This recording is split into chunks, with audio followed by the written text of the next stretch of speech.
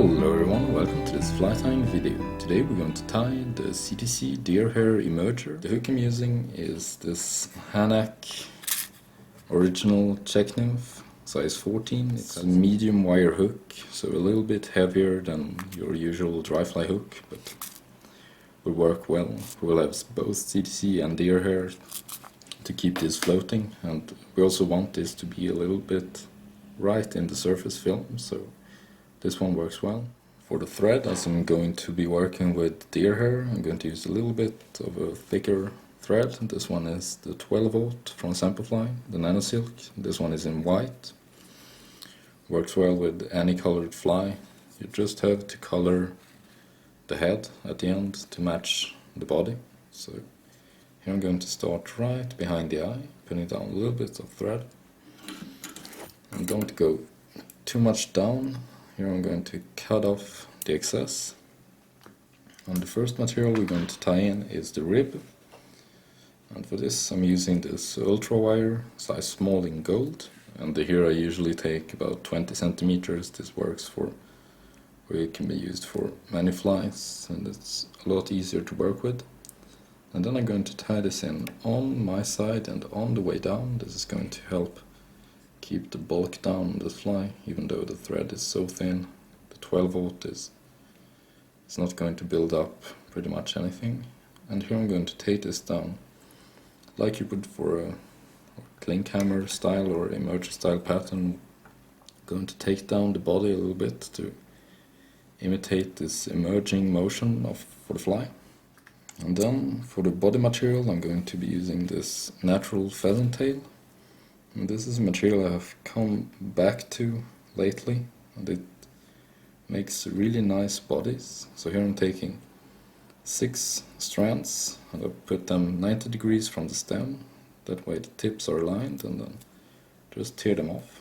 And then I'm going to tie in the ends. What I'm going to do is to tie these on to my side, one turn, and then I'm going to pull these so just the tips extend. And then I'm going to build up the body, binding down these tips and then going up the whole way. And here I'm going to stop about in between the point of the hook and the eye. But here I'm going to go down a little bit just to build up this taper to the fly. So back halfway and then up again. And we're going to stop at this point again. And here, if you would like to add some super glue, you can do this, but we're going to rib this both going up and then going down, or the other way around, then first going down and then up again, so it's going to be a quite durable fly. So here I'm going to take the pheasant tail and I'm going with touching turns, going to take this up, and here you could also use hack pliers if you prefer that. But here I'm just going to take this up the whole way to the thread. Once you reach the thread, I'm going to cross and bind this down 3 times and then cut off the excess material. And some more just for safety. And then on our way down I'm going to tie in what's going to be the gills on the fly, or representing legs and all fuzzy stuff on these emergers. So here I'm taking some natural grey ostrich herl, and this is also a material I haven't used for quite a while, and I've just rediscovered it, and it makes for really nice gills on this fly. I've been using other materials to do this and some synthetics, but this really works well. So here I'm going to tie this in at the end or near the bottom of the little herl, and I'm going to tie this in just 2 wraps this way, and then I'm going to fold the end over and going to tie it in the other way around. This way it's going to be really secure and not going to pull out. And then cut off the excess. And as for the classic elk-hair caddis, we're going to rib the fly with this hackle. In this case it's going to be this Herl instead of a dry fly hackle, but the principle is the same. So I'm going to take this down, and here I'm going for about 6-7 turns or so. Just trying to keep this spiral pretty even. And then once we come down to the wire, we're going to start bringing the wire up. And here I'm locking in this Herl, and then I'm going the other way around with the wire. Or as we were going down with one and now up with this one, it's going to counterwind this, and it's going to be a really secure fly. And then the last turn, just bring all the fibers back, and then one turn, put a 90-degree bend into the wire, and we're going to tie this off. A few turns, and then bend and break this off. There we go. And now we can also just break this off as well.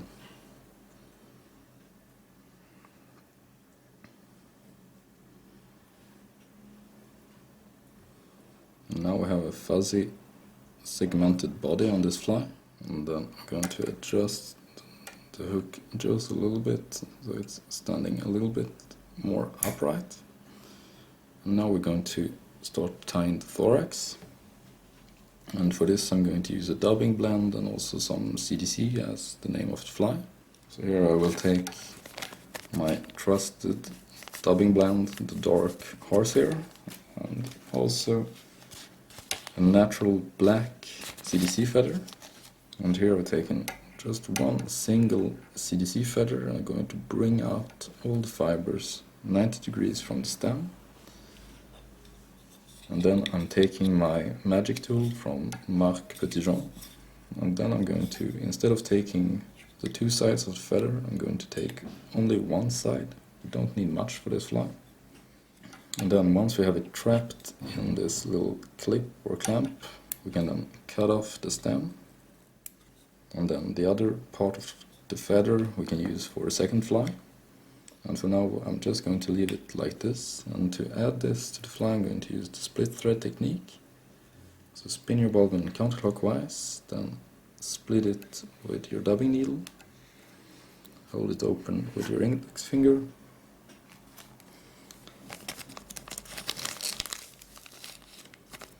and then I'm going to take the dubbing blend, and here I'm going to add just a pinch at a time. And just insert it between the threads.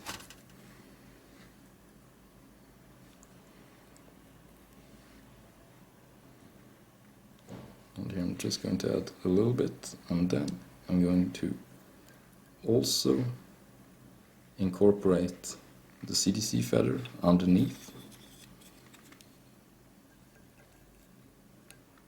So put it in. Let go, and here we have all this material trapped between the fibers, or between the two threads. And then I'm going to start by winding this up just a little bit between my fingers, and then I'm going to spin the bobbin clockwise, and this is going to cord up the thread, and this is going to trap all these fibers in between. And if you feel like you have a little bit too much of the dubbing, you can just pull it out before it gets too trapped inside.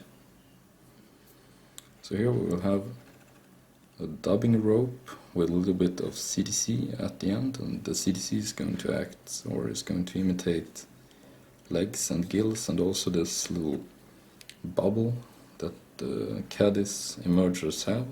It's like a little floating device for these insects. They're going to help them to get to the surface faster. And here, once we have enough turns with this dubbing or the loop, we can then start bringing this up. And here I'm going to start just a little bit further down. And for each turn I'm going to pull all the dubbing back.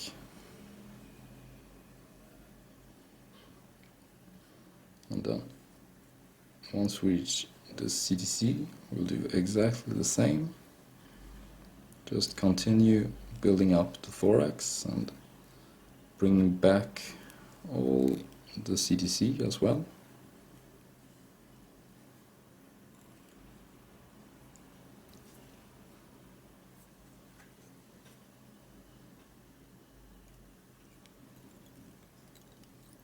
And then bring back all fibers, and we're going to build up a little base for our deer hair. And then I will just take my Velcro or dubbing brush, and I'm going to brush all this material together. And here we can see that this dubbing set in here in this dubbing loop or in split thread is going to give a little bit of length to the fibers, and also the CdC is going to make like a nice little bubble around the body. And for the last part of the fly we're going to imitate the wings, and for this I'm using some brown deer hair. And here I'm going to take a little bundle. This is about half a pencil in size, I would say. And then get rid of all the fuzz here at the bottom. Then tips first in the hair stacker, and I'm going to stack these. And then when you take these out, the tips are going to be aligned. And here I'm going to have this extend just to the bend of the hook. And then holding it with my left hand, I'm going to do one turn and then pull straight up, then a second one, pull straight up, third one the same, pulling every time straight up. And there, with 4 turns, this is going to be really well secured. And then I'm going to bring back just a little bit of these ends at a time and going through with the thread. And this is going to bind this down really well and also help this deer hair to stay right on top, and also these ends to stand up a little bit, making a nice head on the fly. And then once we reach the eye, I'm going to put in some turns right behind it. And this is going to lift these deer hair fibers or deer hairs just a little bit. And then before doing anything else, I'm just going to whip finish. And as we have these long hairs, it's really easy. Just grab onto these and do a 3-turn whip finish. Pull tight. Make sure the eye is clean.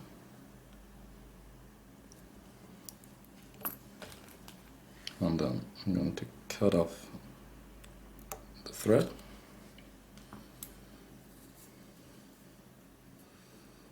And then I'm going to grab all the ends that we have, and I'm going to pull these just a little bit back, and at the same time I'm going to cut these at an angle. I'm doing it this way, it's going to give a nice taper to the head with shorter fibers right in front, and then getting longer and longer as they go back and blending nicely with the tips of the hairs. And then if you have a little bit of white thread here, as I have underneath, we can just take a marker here, a dark brown one, and a little bit of color. It's going to blend right in with the rest of the fly. And why I'm using white thread instead of a darker one is because when one of these flies get in the water, now we have a lot of opaque materials on this one, but if you were to be using a little less opaque materials like dubbing or something like this, the white thread is going to give the material, or let the material keep its natural color instead of darkening it down too much. So that's why I like to use white threads for my flies, and then just with a little marker you can color it any color you want. The rest of the fly you won't even see it, so then I'm going to just crease these deer hairs a little bit to make them stand right where I want them. And then the last thing to do is to put a little drop of super glue, and this is going to make a really secure head and also blend it in even more. Just make sure you don't have any glue inside the eye. So there we have the CdC Deer Hair Emerger. Thanks for watching, don't forget to subscribe if you haven't already. See you next time, and happy tying!